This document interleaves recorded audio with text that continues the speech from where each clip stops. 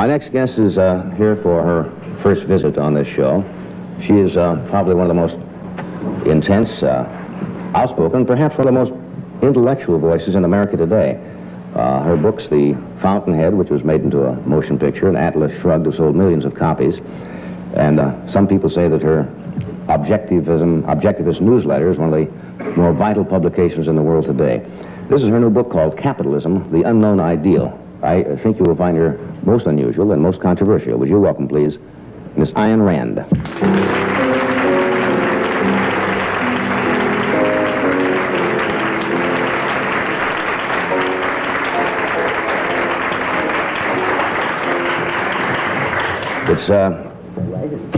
It's indeed a pleasure to have you with us tonight. I'm delighted to be here. I know that you probably don't appear on many shows of this nature. It's kind of a crazy entertainment show generally, although we do like to sit down occasionally and get some views of people that are important in the world today. Well, I don't disapprove of entertainment. In fact, I've been watching you many times. I'm very, very happy. We'll talk about this later on. I know it's very difficult to state any philosophical principles like objectivism in a short period of time or to condense it. But Quite. Can you give us some basic idea of objectivism and the principles of philosophy that you believe in? All right, now I'll make it very brief with the understanding that anyone who really is interested would look it up in my books, particularly in Atlas Shrugged, because otherwise I can't give a long discourse and proof here. So just as mentioning the highlights.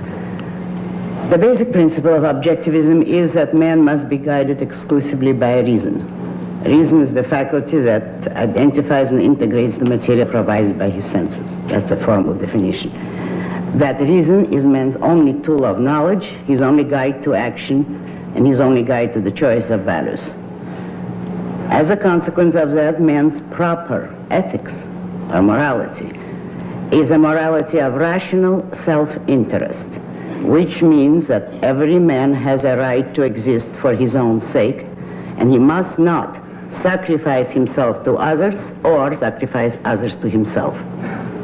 That the achievement of his own rational happiness is the highest moral purpose of his life. As a consequence of that, the only political system which expresses this morality is the system of laissez-faire capitalism, by which I mean full, unregulated, uncontrolled capitalism, a system based on the recognition of individual rights, including property rights, in which all property is owned by private individuals. The principle which ties morality to politics is the principle that no man has the right to initiate physical force, violence, compulsion against other men. Men have certainly the right of self-defense, but no man, no group of men, that includes the government, has the right to initiate force and to force a man to act against his own judgment. Now, this is the essence of the philosophy, but if you want me to illustrate what it means that very beautiful song which we just heard, which was sung magnificently, only in reverse. It means that man, if he chooses his ideals rationally, can and must achieve them here on earth in reality, that there are no unreachable heights for men, there are no unrightable goals, wrongs. In other words, I approve enormously of that which makes people like the song, but I don't approve of its content. I say man can be happy, can achieve the ideal here and on earth. Things with Mr. Rand tonight. Your objectivism is, in a way, of course, why there's so much controversy, is that it is almost contrary to, I guess, the cultural beliefs as people have been brought up, true, as to sacrifice the good of your fellow men and not to have the self-egoism and self-sacrifice, as you call it. Not almost contrary, the exact opposite. And you're saying that man should first serve his own self-interests and be interested in himself first. I wouldn't say first. I would say only. But you will have to explain this. Other men can be of interest to an individual if they represent values, moral values. You serve your own interest best by finding, associating with, working with the right kind of people. Therefore, other people can be a value, a great value to a man, but only when and if they correspond to his moral ideas, not otherwise. In other words, man does not have to serve anyone except himself, but he does, in effect, serve others when their interests and their values agree. Now you said serve yourself. I think you said that when you discuss values quite frequently and why men need values and how they get their values, because you say man comes into the world without any preset notion of values or concepts and learns. Why is it that we were discussing youngsters this afternoon that you find very young children who are by nature selfish? Young children are completely self-oriented. Now, do they learn that, or is that something that is inherent in the very young, that they are completely self-oriented? Well, I think that's inherent in everything that's living. It's inherent in any living entity, an entity which was not concerned with itself, or, put it better, an entity that did not value itself, would not exist for very long. But now, children are below the understanding of the issues. They, in effect, do not yet have a choice. It is when children begin to speak, when they begin to acquire ideas, that their choice begins. And the idea of self-sacrifice is a totally artificial, very evil idea which children and adults learn from others, which is passed from person to person. Now, it doesn't mean that if a child were left alone, he would naturally be selfish properly. No, because it is an enormous achievement to discover rational selfishness, not acting on the whim or pleasure of the moment, but knowing what is rationally an important goal, of what value is it to you, and how to achieve it. The idea of being rationally selfish is not available to children. It would take a long period of thought or the proper teaching for them to discover it. You say man is an end to himself. You say A is A and existence is existence, and we are here as an end to itself. Why is it that man throughout, I guess, at least recorded history, seems to need something else, a belief, which you do not believe in, I assume, that they do not believe in the existence of a supreme being or God or creator or whatever No, I do not. you want to label it.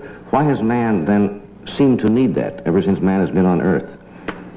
Is it to rationalize his existence here? I wouldn't call it a need. I would say he has resorted to it by default, because all the content of man's consciousness he has to acquire. He has to acquire by thought, by knowledge. He has to discover it by default of a proper understanding of life, which means of a proper philosophy of life.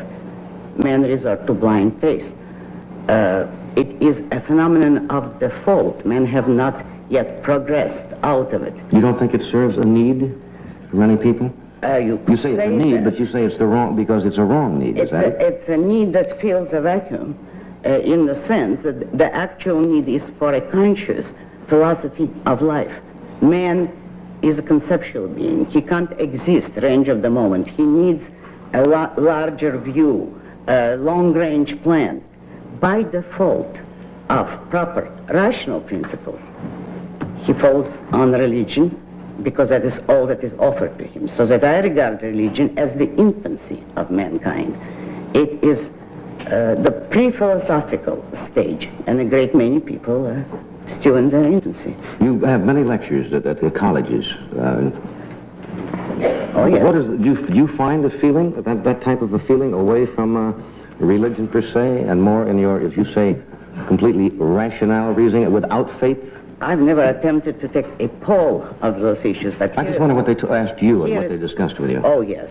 Here's what I find, that young people, particularly in colleges, are enormously anxious to find rational answers. This is not to say that they will all necessarily always be rational, but they need the quest for understanding, for an integrated, consistent view of life is there enormously and tragically. If you begin to speak to them about faith or religion or any form of mysticism, most of them will not listen with great interest. When you talk about morality and setting a sense of values, does each individual set his own standard of morality? Because one person's morality affects those around him, does it not? No. It does not. It affects it all right. No, but to say that each person sets his own standard would simply mean subjectivism. No, what sets the standards is the science of ethics. That is a branch of philosophy. Its particular task is to define moral standards. Then it is up to each individual to decide what he agrees with, which standards he considers right, if he thinks, which standards he considers rational. Now, an individual may discover a new set of standards, but it is not subjective. It is not just up to him. If he discovers such a subjective code, this is not really morality. This is not ethics. That's just what we call whim worship. Do you think it's immoral, if that's the right word, for somebody who is not productive or to not produce to capacity? No, I wouldn't say that. Well, suppose somebody doesn't want to, say, work. Maybe his self-interest is served by not producing or working to capacity. Oh, wait a moment. Now, if you're asking me, should every man be productive? Yes. And that is not... To the limits of his ability. Yes, but it doesn't mean that he should work himself to death. But he may have other interests in his life, too. But as his primary goal, if you mean should every man's first value, top goal, should it be productive work on any level of ability? I would say yes, certainly. And if a man does not want to be productive, he is immoral. Do you think the word you used was an emotional parasite? If he places other people above his own productive career, his own creative mind, then he's an emotional parasite. Do you emotionally get attached to people, friendships, close friendships? Oh, yes.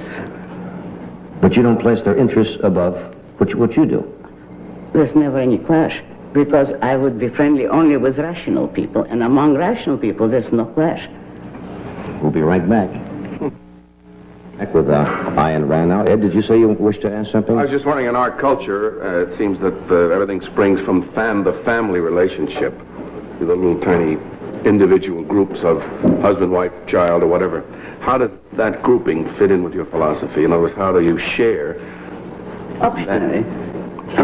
Optionally, I don't think that the family is the necessary unit of society, but I think it's precisely independent individuals that would make the best husbands and wife if they share the same values, the same interests. They would form the proper kind of unions that would be the lasting unions. But I would never maintain that a family is an obligation on the individual. If a man cares to marry, that is fine, or a woman. If not, it's fine also, provided they have rational reasons for their choice. What are the greatest hang-ups you find that young people have today? I suppose guilt, anxiety would be... There's a fly buzzing around here. Maybe it's protesting. Protest? You find a lot of anxieties? That's a word that is used very often by psychotherapists today, anxiety, yes, fears, guilts. It's above all confusion, and consequently, and very often unearned guilt. Some of it is earned, all right, if people consciously do what they know to be wrong, but the more tragic thing is unearned guilt. Young people and older ones too, who accept guilt because of the wrong moral standard, who are really not guilty, but are made to feel guilty by today's culture. Who sets the moral standards? They say, people say the churches should set the moral standards, the parents should set the moral standards. The philosophers. The philosophers set them. Properly. Now you say who should? Historically, yes, the church has set them for much too long and with disastrous consequences. But if you ask me who should, philosophers. And are they? Not as they stand today, no. No, as they would be. But not all philosophers have the same judgments, do they? No. And therefore, what is the arbitrary reason? Well, it has to come down to the individual again. Each individual has to decide what he concludes is right.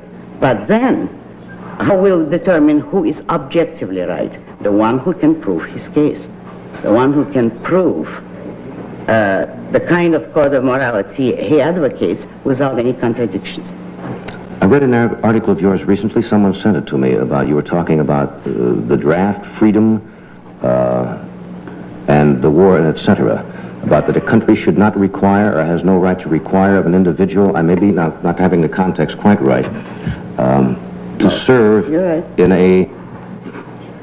You said it a while ago that if a country is attacked, people defend and will fight. But you didn't think it was right for a country to demand of its citizens a conscripted army was not a good idea. No, it is a very immoral idea. It is unconstitutional. Thank you. Can we explore that a wee bit? Now, we got a few boos there, which is to be expected. Anytime anybody has any views that don't go according to the norm, you're going to have some antagonism. But that's why we want to talk about these things. Oh, my views will probably be the norm of the future, but not right now. You say conscripted army, an army by conscription that's drafted, is usually not an effective army, that military authorities have repeatedly testified that it is not an effective army, that a volunteer army, an army of men who know what they're fighting for, speaking in practical terms, is much more effective, much better army. But first, the moral issue underlying it. I say that no single individual has the right to demand the life of another individual. Each man is the owner of his own life. That is the meaning of the idea that a man has the right to life, to his own life, not anybody else's. Well, if no single individual has the right to your life or mine, 10 million of them or 2 billion do not acquire that right by ganging up on one man. No man has the right to demand the life of another, therefore neither has a group, nor a nation, or nor a country. Men do not have the right to the life of another human being. Now, of course, your opponents will say, but you're born in a country and in freedom, and people are trying to take over the world, and if we do not stand fast now and protect our freedoms, we may be lost. What is your answer to that? That this is a contradiction, because what it amounts to is saying, since people are trying to take away your freedom, give it up yourself. That is the sole meaning of this kind of argument. You do not descend to your enemy's level in order to defend yourself, morally speaking. Practically speaking, of course, it doesn't work. Well, war, first of all, is terribly stupid. You are not saying, of course, that if this country was not attacked, the people would fight. I would say if it was attacked, yes, people would, because people have always fought for a free or even a semi-free country. If you ask me, is it proper to fight when your country is attacked in self-defense? Yes, I would say certainly, and men should volunteer to fight in such a case, because it is in defense of their own rights and their own freedom. But a country does not have the right to compel them to fight, particularly in a war like Vietnam, in which the United States have no interest whatever. We have nothing to gain by that war, and it is draining this country. Therefore, I am enormously opposed to the whole Vietnam mess, but for the opposite reasons from those that those Vietniks are yelping about. I do not agree with them, but I am against the war in Vietnam because it is a useless and senseless war, and it does not serve any national interest. We'll be right back after this brief message. Stay with us. I don't know. We've got a couple of flies. I don't know what it is about those. They'll drive you crazy. What would you like to discuss? There's so many questions. Obviously, we're talking about the war.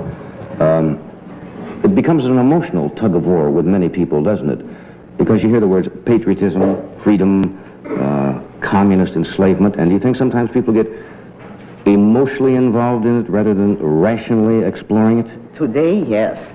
But that is the whole trend of today's culture, is that people act on the direction of their emotions. What is your answer to the people who say if we do not stay fast in Vietnam and we leave, that all of Asia will follow and eventually we will be fighting the war in the United States? I would say Asia is not the place to start opposing communism. I would say we have given up so much in Europe where if you want to defend civilization, I say if, that's the place to begin. But strictly speaking, if we wanted to save the world from communism, it's not necessary to go to war. All what we have to do is stop helping them economically, stop building bridges to them, which have supported them for 50 years now. That country would collapse of its own evil if the semi-free world did not constantly help them. Now, you were born in Russia. Yes. You were born in now Leningrad, St. Petersburg, right. then at the time. Obviously, you were tremendously opposed to communism, and it's what it stands for. Not for that reason. But not for that reason. No. Because of the evil of... Of the idea of communism, I've never been particularly patriotic about Russia, because I was very young at the time of the revolution. I was 12. But the whole Russian culture, I am opposed to it. It is a mystical culture. All that I like about Russia is some of her writers and some of her music, but that's about all. I am much more American in fundamental principles than I'm Russian. You think it is possible to live, now we have existed fairly well with Yugoslavia and some of the other countries who are communistic without too much problem. You think it's possible in the long run to coexist with a communist China? This seems to be the big fright of the Western world, is the containment of communist China. A free country can coexist with anyone and incidentally free the rest of the world, by example, if it is free itself and if it has a firm domestic and foreign policy. Remember that the United States destroyed tyranny, serfdom, and slavery all over the world, not by fighting wars, by example, by free trade. A free country destroys barriers gradually, but for that you need a proper political philosophy. We had the beginnings of it in the 19th century, not the full case, and we lost the case. Why did we lose? Because capitalism cannot coexist with the morality of altruism. If and when we return to a proper political system, it wouldn't be a return and going back. It's going forward because it has never yet fully existed. But it would have to be on the basis of an appropriate morality, a rational morality of self-interest. And in that case, you would not have to fight wars. Because I'll call this to your attention. The 19th century was the most peaceful period in history. The only period without a major world war between the end of the Napoleonic Wars and World War I. And that was the closest to capitalism that the civilized world had come. Contrary to all the popular nonsense, capitalism does not lead to wars. That is the peaceful system, and that has been demonstrated in historical practice. But today, with the kind of mixed economy and mixed philosophies that we stand for, we will ultimately probably have to fight, unfortunately. If we had better ideas, a country like Russia or Yugoslavia, for the whole damn world would not be any problem or any threat to the United States. Do you think that day is going to come? We don't seem to be getting too much smarter.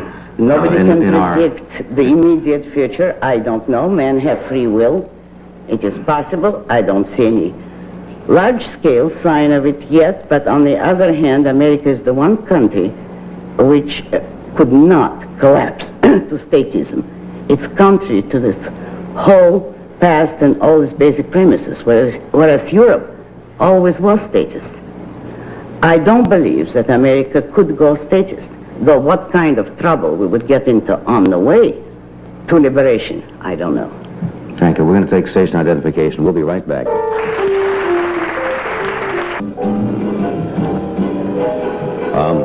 We've been talking the past half hour with Ayn Rand, and Buster Crabbe, who was scheduled to be on tonight, will be with us next week. We got talking here, and I think everybody wanted to hear what you had to say. Now, a lot of people probably do not agree with a lot of your views, and when Miss Rand agreed to appear on the show, she only asked one thing. She says, he won't attack me. And I said, no, I wouldn't do that, because I don't think it's a good idea to invite a guest on the show and then take issue with their views, or to bring somebody else on with opposing views and have them sit and yell at each other for half an hour. I'd much rather have you here and express your philosophy, and other times we've had other people on the show who may have opposing views, but I think it makes for a much easier show, and people get more information from it that way. Oh, of course, I couldn't agree with you more. This is your magazine called The Objectivist, which does explain, and we only briefly touched into your philosophy tonight. If anyone wants full proof or greater discussion, this is where they will find it, in the magazine of which I am co-editor with Nathaniel Brandon, The Objectivist. Why is it that people, we talked about, you said you were an atheist, and why does that word bring up such violent reaction from people? I think mainly by surprise. You say, I'm an atheist and I don't believe in a creator, and they're not quite willing to... I've never found many people who did believe in God, but the idea of declaring yourself to be an atheist frightens them. Really, that's going on record, huh? That's my impression of people. That always reminds... Also, I must say, I don't associate with religious people. Not too much. Really? Well, not intimately, therefore I would not know what... Do you find some religious people who are intellectual? Oh, yes. Oh, yes. It's perfectly compatible to be intellectual and still believe in supreme being, isn't it? Perfectly compatible? No. It's not Some perfectly people compatible. combine it that way. Ayn, thank you so much for being with us tonight. Thank you. We'll see you on Monday.